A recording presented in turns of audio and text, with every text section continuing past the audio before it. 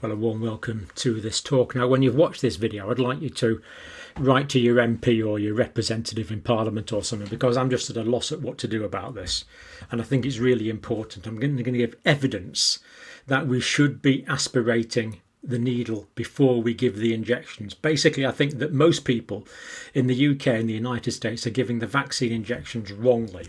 Now, what you should do when you're sticking a needle into a muscle, because it has to be an intramuscular injection, so the needle's not that quite big on the vaccine, but you stick it in, then you should hold it like that. And then what I always do is I draw back, and if you draw back blood, you know you're in a vessel, so you would pull it out and change the needle and get a different site. But that's not being done. Now, if that's not done, let me show you what can happen. So this is what can happen. So imagine you're giving the needle, you stick it into the muscle, and for just pure misfortune, you find you end up in a blood vessel. Then if you draw back and you're in the muscle, then no blood will come out. But if you're in a blood vessel, then you draw back and there you go. You know straight away you're in a blood vessel and you know not to inject it, because you would then be giving this intravenously. That would be going straight into a vein, not into the muscle where it is supposed to go. So we're doing this wrong. Now, I'm going to be giving evidence for this today, and this really has to change. So I'm going to give evidence from this paper here. Now, do look at it for yourself. I always post the links, of course. Now, this is the name of the title here, Intravenous Injection of Coronavirus Disease. Now, this is with messenger RNA vaccines. Can cause acute myopericarditis. So myocardium, the middle layer of the heart, pericardium, the outer layer of the heart, and itis on the end means inflammation of, because we know it can cause this heart inflammation. Now, this is from the Clinical Infectious Diseases. They describe it as major article, peer-reviewed, published with the auspices of the Infectious Disease Society of America, HIV Medicine Association, Oxford University, and Oxford Academic Publishing. So, I mean, basically, what more do people want to start listening to this? It's just unbelievable that this is still being done. And in my view, disgraceful. Now, let's get to the evidence, the background to this. Post-vaccination myocarditis and pericarditis reported after coronavirus mRNA vaccinations. And we also know that after the adenovirus vector vaccines, there's been this thrombosis, thromboembolism problem. And I believe that some of these cases have got the same origin. That is the inadvertent intravascular administration, because people aren't drawing back. Now, I'm going to give the evidence for it. So, the effects of accidental intravenous injection of this vaccine on the heart is unknown. Direct quote from the authors of this peer-reviewed published paper. Now, this study is done in mice. Now, to be fair, okay, mice aren't ideal, but you couldn't very well do this in humans. You couldn't line a load of people up and give a load of people the injection intramuscularly, checking it was intramuscular by drawing back first and rolling the sleeve up in another bunch of people and giving it directly into a vein in the arm. That would be completely unethical to do in humans. I mean, a lot of people don't like doing it in mice, but this has been done in mice. So this is just new research published. So it's done in mice, comparing the difference between intramuscular and intravenous injection of vaccine. And they looked at clinical manifestations in the mice. Histopathological changes. Now, of course, histo is the study of tissues. Pathology is the study of disease. So this is disease changes in the tissues, and they looked at that under microscopes and did lots of studies on that. They looked at tissue messenger RNA expression to see if the spike protein was being expressed in the tissues of the body when you don't want it to be. They looked at serum levels of cytokines, and troponins are released by damaged heart muscle, indicating heart damage. So they looked at that, and they did it really well, because they did some intravenous, some intramuscular with the vaccine, some intravenous, some intramuscular with normal saline as a control. This is a very well conducted experiment. Now, what did they find out? Intravenous SARS coronavirus 2 mRNA vaccine administration induced grossly visible pathology in the heart. There you go. Now, if you want to look at this article, it's all there. You can download the PDF. It's completely free, which is good of the Clinical Infectious Diseases Journal to do this. And it shows you the actual pathological pictures of the organs from the mouse with the microscope slides and all the immunostaining and all the clever stuff they did. It's a really impressive piece of work. So yes, giving mice SARS coronavirus 2 messenger RNA vaccines caused grossly visible pathology in the heart. It did, but only in the IV group. They're the only group that developed the histopathological changes of myopericarditis. In other words, the myocardium became inflamed, the pericardium became inflamed. So the IV group developed these changes in the heart. The intramuscular group didn't. And of course here the intravenous group were given the intravenous injection quite deliberately, but I'm saying that 1 in every few thousand could probably be given inadvertently intravenously in the vaccination campaign that we currently have. And this really has to change. It's simply not good enough. How can governments be so blind and educators be so blind as to not see this? Here's the evidence. There was evidence of cardiomyocyte. Now, the cardiomyocyte, so the actual myo is muscle. Cyte, of course, is cell. So the cardiomyocytes are the actual cells of the heart muscle itself, the actual contractile muscular cells of the myocardium. So the evidence was in there, and there was a degeneration of those tissues. So there you go. That's what they saw. They saw it with a microscope. They saw it with their eyes. They saw it in all the tests. You know, the evidence is there. If it's given IV, intramuscularly, no problem. No problem. They also found apoptosis of the myocardium. Now, apoptosis is a mechanism whereby cells actually commit suicide. And the cells die, and you develop an area of necrosis. You actually get dead cells. Necrosis with adjacent inflammatory cell infiltration. So the apoptosis caused the necrosis. That caused the inflammation, and inflammatory cells infiltrated into that area.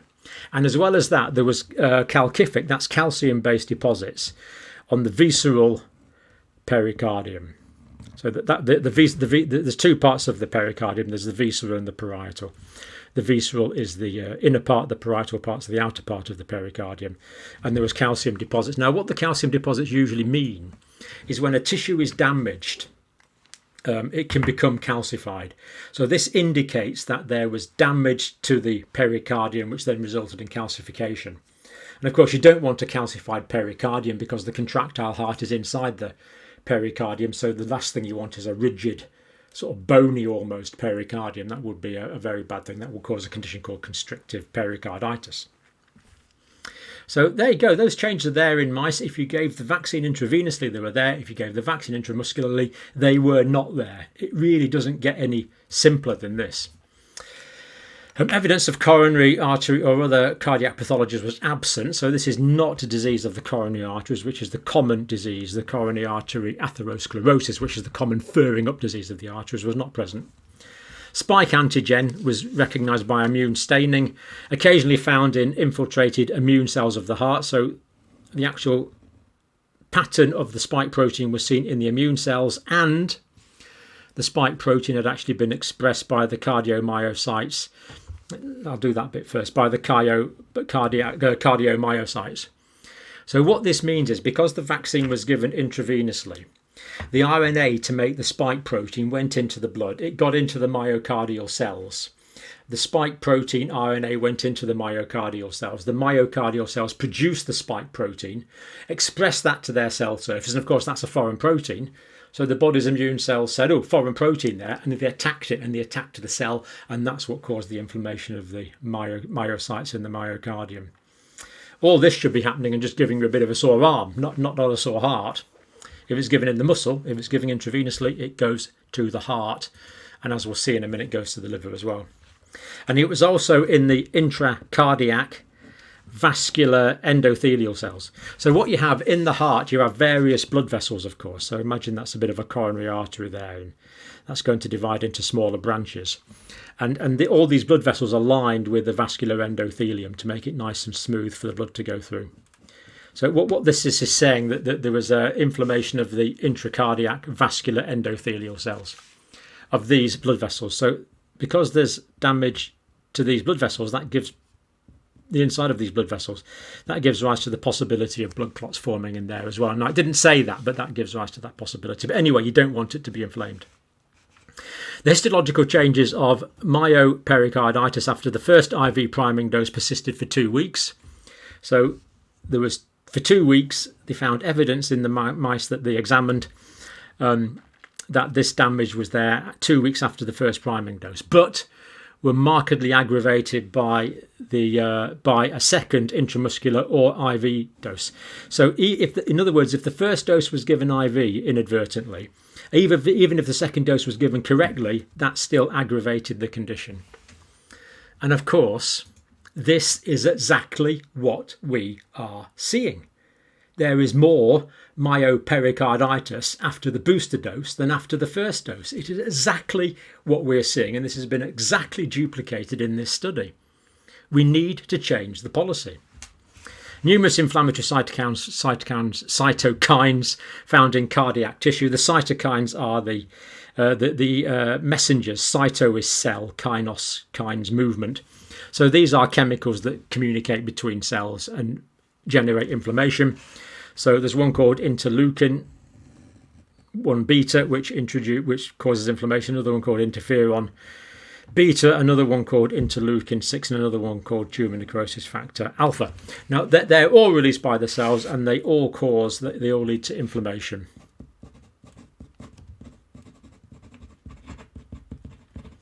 And you don't want an inflamed heart. But this was in the intravenous group, not in the intramuscular group. This is only if this was given intravenously. Compatible with the presence of myopericarditis in the intravenous group, just to spell it out, they said it twice. And they also saw ballooning, enlargement, degeneration of hepatocytes. Now, hepatocytes are in the liver. Now, we don't know of liver problems caused in humans, but it was noticed in the mice, so it could happen in humans as well. And also found in the IV group, not in the intramuscular group. All other organs appeared to be normal, which of course is exactly what we are seeing in humans after the mRNA vaccines. This is exactly what we're seeing. So what conclusions did they draw from this paper? This is in vivo evidence, in life evidence, that inadvertent intravenous injection of COVID-19 messenger ribonucleic acid vaccine may induce myopericarditis. There you go. I mean, it can't be any clearer. Brief withdrawal of syringe plunger to exclude blood aspiration may be one possible way to reduce such risk. Direct quote from the authors. Both Pfizer, BioNTech and Moderna have clearly stated that their vaccine should only be given via the intramuscular route, not the intravenous route. So why on earth are we not ensuring that the manufacturer's recommendations are obeyed? And it's done according to the manufacturer's guidelines, rather than giving the occasional intravenous injection by mistake. It's just completely unacceptable. Current CDC and WHO guidelines no longer recommend precautionary measures during the intramuscular vaccine administration, and I could add that the Green Book in the UK doesn't recommend it either. I'm not making this up. This is the CDC, the WHO, and the Green Book, the official government bodies that control vaccination in the United Kingdom, are saying, don't do your injections properly. Don't aspirate. They actually say, don't aspirate. It's unbelievable. This is just beyond my ability to comprehend, I'm afraid. Direct quote from the article, the CDC Pink Book 2020 and the WHO 2015 position paper have recommended against aspiration prior to vaccination so as to minimise pain. Is there a rationale for that? I think that is completely, utterly wrong. Now, this article also said that, of course, we're giving the vaccine into the deltoid muscle up here. But from the deltoid muscle into the lymphatics under the axillary lymph nodes there's a pretty direct communication from there. Whereas if you give it into the vastus lateralis muscle, that's the thigh muscle up there, into that thigh muscle, and it's got to go through quite a lot more lymphatics to get into the blood. So they think that giving it into the vastus lateralis, into the upper outer aspect of the thigh, might be better. They're not sure about that, but they say that's a possibility. So worth considering. Our study indicates that intravenous injection of the vaccine might partly contribute to this clinical phenotype. So they're being very cautious. Clinical phenotype means what's going wrong with the heart and the liver, thus warranting a reconsideration of the practice of intramuscular injection without aspiration. Again, they're putting this very clinically, but that's a direct quote from the paper. If it's in italics, it's a direct quote, which carries an inadvertent risk of intravenous injection. So there we go. Case proved in mice. And of course, mice are mammals exactly the same as we are. We really need to change this practice. Now, in terms of the adenovirus vector vaccines, the Janssen, Johnson & Johnson, the Oxford, AstraZeneca, we've looked at this in detail before, but the same is true.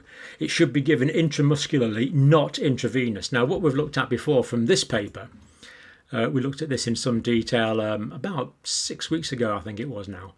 But again, it's all there. Download the PDF, check it out for yourself, make sure I'm not making it up.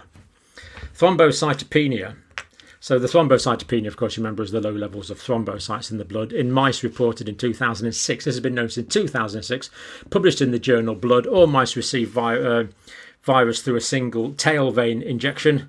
Thrombocytopenia has been consistently reported following the administration of adenoviral gene transfer vectors, if it's intravenous. So in other words, the complications, or some of the complications that we're seeing from the adenovirus vector vaccines in terms of thrombocytopenia and thrombosis could also be caused by inadvertent intravenous administration. Now, I started this by saying, can you write to your MP or something? Because I've tried, and I'm just at my wit's end with this. I really don't know where to take it next. So I've got this letter. This letter here is from my MP.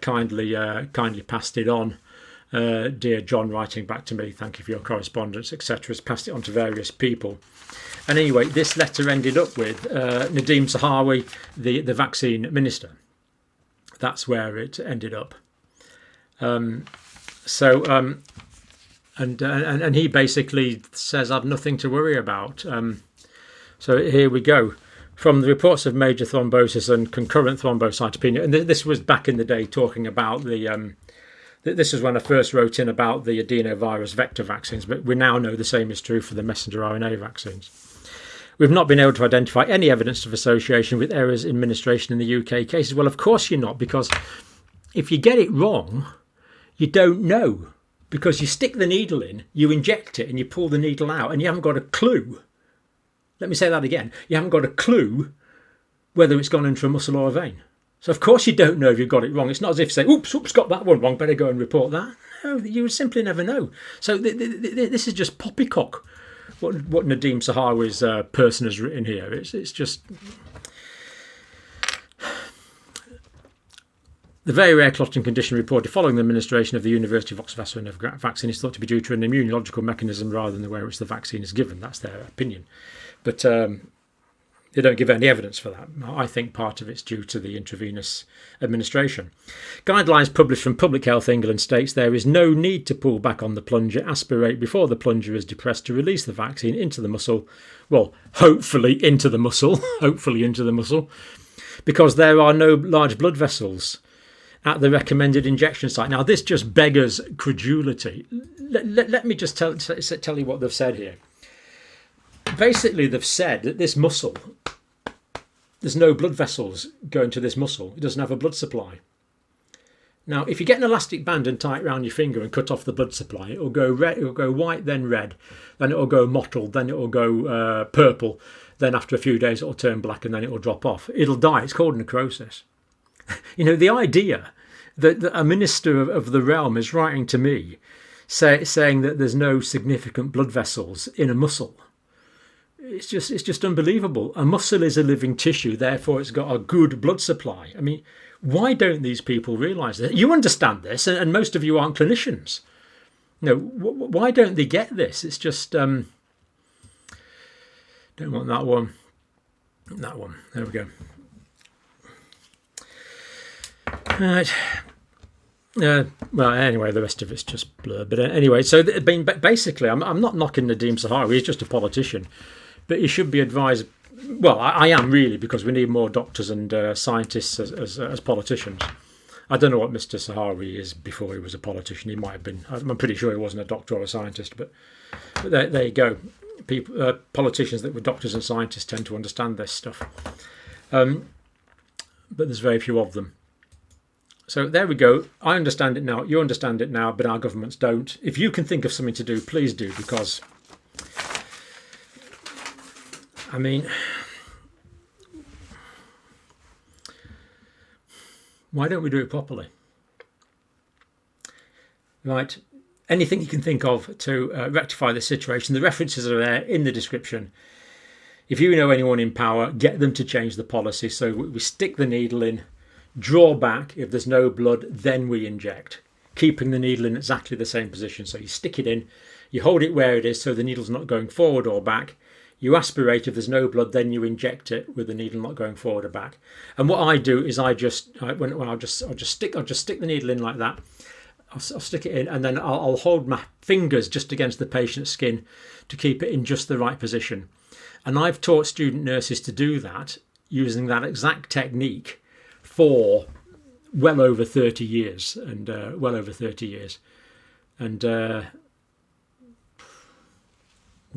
the CDC, WHO and Public Health England say you don't need to bother doing it. If you can think of anything, please do. Thank you for listening.